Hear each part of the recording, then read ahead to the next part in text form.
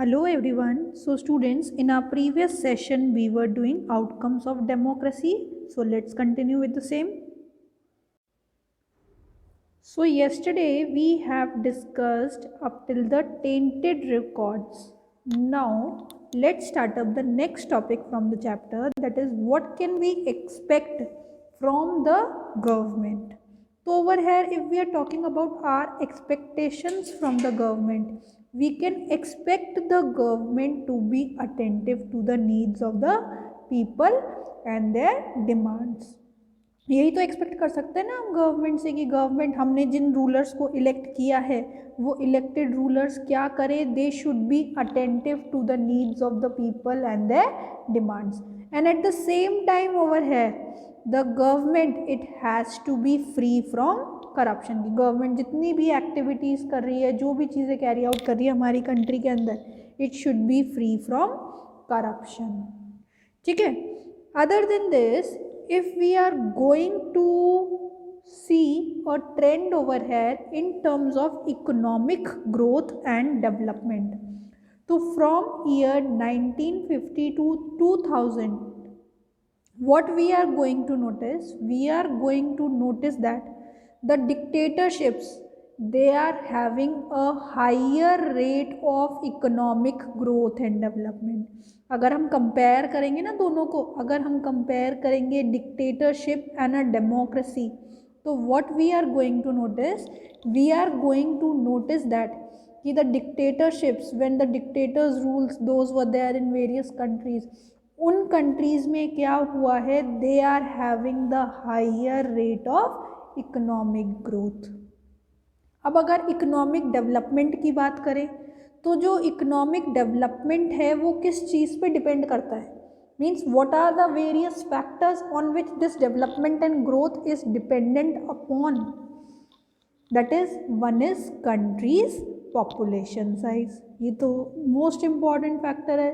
It's obvious कि अगर किसी कंट्री में ज़्यादा सिटीजन्स हैं, more population is there, so that more population will be having what, it will be having more needs and demands. Her citizen की अपनी अलग प्रेफरेंस होगी, अपनी अलग डिमांड होगी, तो will it be that much simpler for the government to satisfy the needs and demands of all? नहीं. एक इन होल सेटिस्फाई कर सकते हैं कि in whole the majority of the section is having these needs and demands. ठीक है. But अगर country की पॉपुलेशन साइज ज़्यादा है, पॉपुलेशन ज़्यादा है, तो that will be directly having the effect upon the economic development of a country. ऐसे ही second factor which will be leading to this economic development, which will be effecting the economic development, is global situation. Global situation में means what over है, global situation means कि अगर हम world में जितने भी डिफरेंट कंट्रीज़ हैं उसमें कंपेयर करें तो where that particular country actually stands. Next factor which leads to the economic development, which affects the economic development, is that is cooperation from other countries. Means कि different countries हैं तो कौन सी country किसके साथ में कितना कॉपरेट करके चल रही है. This factor, it is also affecting the economic development. And lastly over here, economic priorities adopted by the country, this will be affecting the economic development. economic priority से क्या मीनिंग है यहाँ पे कि किस चीज़ को आप ज़्यादा इम्पोर्टेंस दे रहे हो. तो ये डिपेंड करता है कंट्री टू कंट्री पे कि वो किस चीज़ को ज़्यादा इम्पोर्टेंस दे रही है. वहाँ के इंफ्रास्ट्रक्चरल डेवलपमेंट को ज़्यादा इम्पोर्टेंस दे रहा है या वहाँ के सिटीजन्स की जो नीड्स हैं उसको ज़्यादा इम्पोर्टेंस दे रहा है. तो economic priorities those are adopted by the countries that will be effecting the economic development. Now if we are going to talk about democracy, तो in terms of democracy what we are going to notice, we are going to notice that the democracy, it does not appear to be very successful in reducing economic inequality.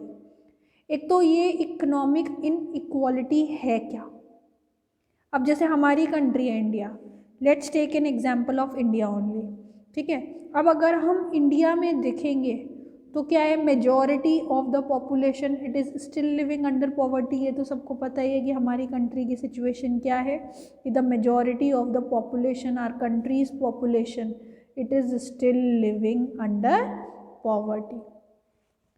अब उसी के साथ साथ यहाँ पे क्या हो रहा है, अगर इन होल देखें तो there are two sections, rich poor. Rich का जो नंबर है वो रिच का नंबर क्या है, they are small in number.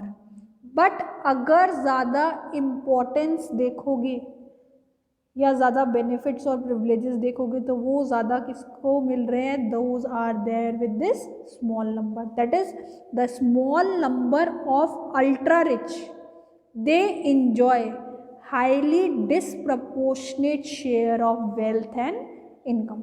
यही तो है रिच पीपल। रिच क्यों हैं, obviously they are having more income, more wealth they are having. Poor के पास तो नहीं होगा ना ये। तो जो हमारी कंट्री का जो ये शेयर है, डिस्ट्रीब्यूशन ऑफ इनकम का जो शेयर है, ये क्या है, this is not equal. Poor की इनकम क्या है, कम है, और रिच की इनकम क्या है, ज़्यादा है। अब जब रिच की इनकम ज़्यादा है तो their total share in terms of total income वो क्या है, that is increasing.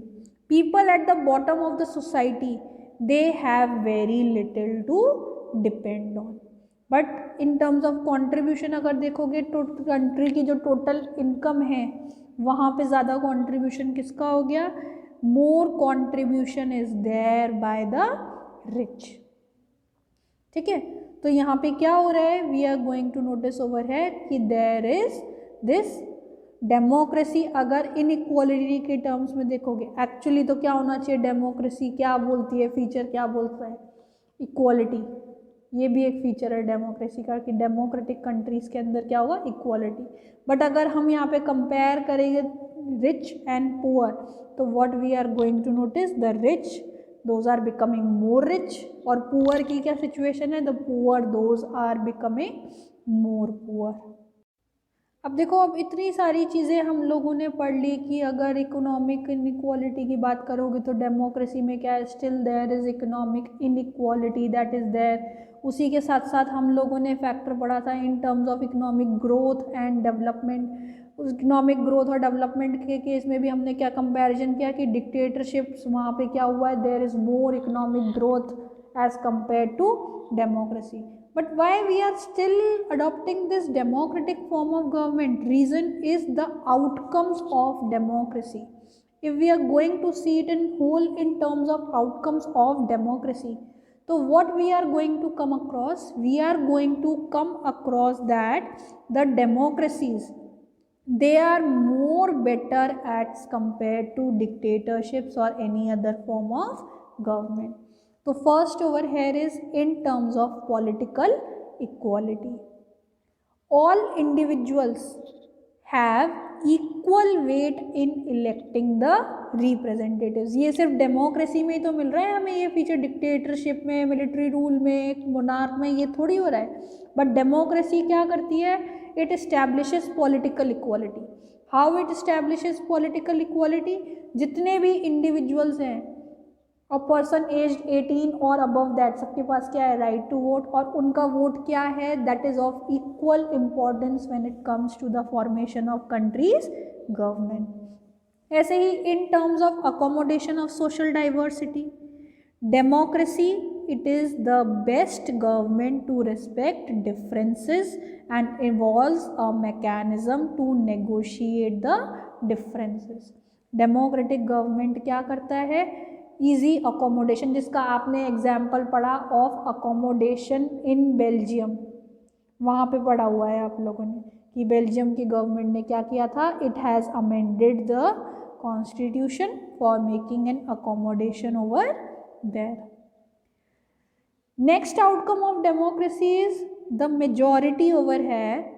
What happens, majority को क्या करना पड़ता है, it has to work with minority. और ये सिर्फ कहाँ पे हो रहा है, ये सिर्फ डेमोक्रेसी में ही हो रहा है। रूल ऑफ मेजॉरिटी, हमारी कंट्री में, जैसे अब इंडिया की बात कर रहे हैं हम, डेमोक्रेसी है, we are electing the leaders. कैसे हुआ? Whichever political party, whichever candidate is in majority, that will be forming the government. But यहाँ पे rule by majority means what over है? It means that in case of every election different persons and groups may and can form a majority। ये नहीं है कि एक बार जो majority में आ गया वो हमेशा ही मेजॉरिटी में रहेगा। रूल बाय मेजॉरिटी का क्या मीनिंग है? यहाँ पे इलेक्शंस होंगे, इलेक्शंस में क्या चांसेस हैं? Different persons and different groups they can be forming the majority. हो सकता है जो पॉलिटिकल पार्टी, जो कैंडिडेट पहले मेजॉरिटी में था वो अब नहीं है, वो कोई चेंज हो गया, दूसरी पार्टी आ गई अब मेजॉरिटी में। उसी के साथ साथ में यहाँ पे मेजॉरिटी को क्या करना पड़ता है? It has to go hand in hand with minority. कैसे जाएंगे वो hand in hand with minority? Majority में कब तक है? जब तक वो माइनॉरिटी के लिए वर्क कर रही है। अगर उसने माइनॉरिटी के लिए वर्क नहीं किया तो क्या हो जाएगा? There will be the change in the government. And next over here is that is dignity and freedom of individual. Democracy क्या करता है? It has provide certain basic rights to the citizens. Freedoms provide किए हैं, certain fundamental rights those are being provided. Purpose क्या है इन सारी चीज़ों को प्रोवाइड करने का? Purpose for that is enhancing the dignity and freedom of the individual. That is the passion for respect and freedom.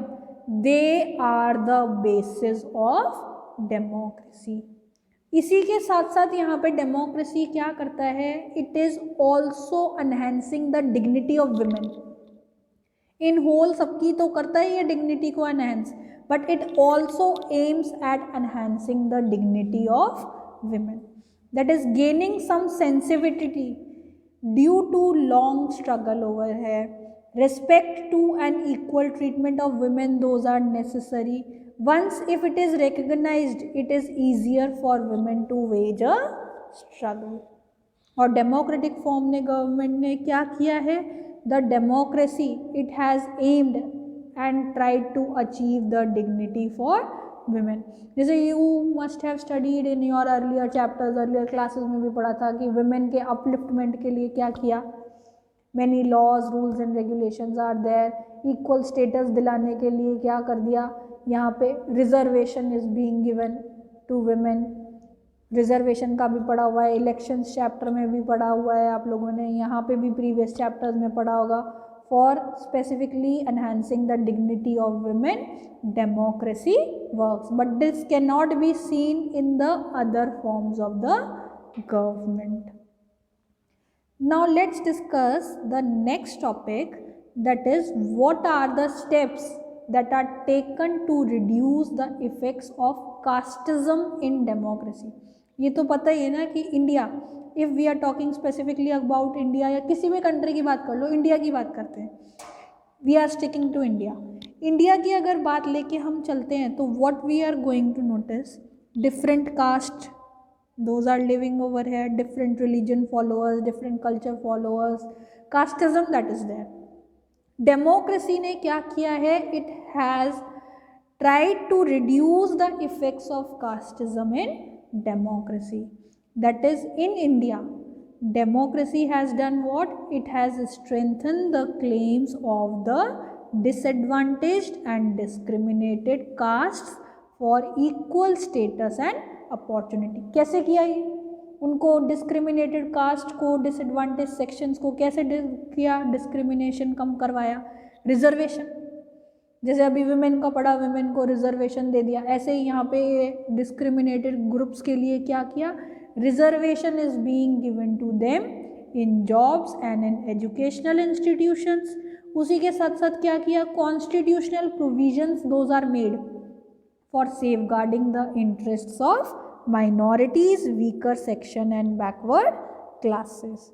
It is the recognition that makes ordinary citizens value their democratic rights.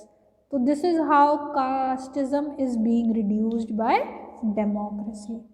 ऐसे ही if we are going to talk of the outcome of democracy, तो success of democracy it comes with more expectations and complaints from people which indirectly indicates the participation। Means कि simple terms में इसको ऐसे देख लो कि democracy की जो success है वो किस चीज़ पर डिपेंड करती है। डेमोक्रेसी की सक्सेस डिपेंड करती है सिटीजन्स की कंप्लेंट्स और एक्सपेक्टेशंस पे। As soon as democracy passes one test तो अनदर वन अपीयर्स। एक टेस्ट को पास कर लिया, क्या होगा यहाँ पे, the other test will be there. क्यों? क्योंकि सिटीजन्स हैं, ह्यूज पॉपुलेशन इज देयर। तो क्या गवर्नमेंट के लिए पॉसिबल है क्या एक ही सेम पॉइंट ऑफ टाइम पे सबकी नीड्स वांट्स को फुलफिल करना, सबकी एक्सपेक्टेशंस को फुलफिल करना? नहीं है पॉसिबल। हर इंडिविजुअल की एक्सपेक्टेशन अलग है, हर इंडिविजुअल की कंप्लेंट अलग है। किसी का कोई और ग्रीवेंस होगा, कोई और प्रॉब्लम होगा, at the other end different group और section of people they will be having different expectations and complaints. तो यहाँ पे क्या है, success of democracy it comes with more expectations and complaints from the people which indicates indirectly indicates in the participation. Citizens का participation, वो जो complaint कर रहे हैं, एक्सपेक्टेशन शो कर रहे हैं, वो क्या शो कर रहा है, it is showing the participation of people. Then people they have developed awareness and ability to expect and look critically at the power holders. These are also termed as the outcomes of democracy, जिसको मैंने आप लोगों को बताया, आप लोगों को in one statement, as soon as democracy passes one test, next one appears। एक चीज़ को सेटिस्फाई कर दिया, एक नीड और वांट को फुलफिल कर दिया, तो क्या होगा, कोई दूसरी प्रॉब्लम आ गई। एक प्रॉब्लम को सॉल्व किया, there will be different one. तो ये क्या है, this is leading to the success of democracy. That's it. This chapter is completed. In our next session, we are going to start up with different chapter. So thank you.